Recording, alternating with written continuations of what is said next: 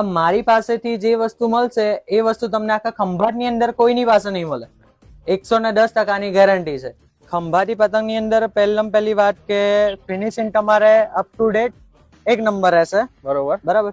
પછી એની પટ્ટીની વાત કરીએ. પેલા લોકો 2 પટ્ટી લગાવે છે અને જે કાગળ હોય એ જ પટ્ટી લગાડે છે. આપણે અહીંયા સિલ્વર 7 પટ્ટી લાગે. 1 2 3 4 5 6 ને 7. અત્યારે 450 ની રેન્જ ચાલે. ખંભાતીની મેઇન વસ્તુ કહું કે સૌથી વધારે ચાલતી વસ્તુ કાટ જે હેન્ડ કટિંગ છે.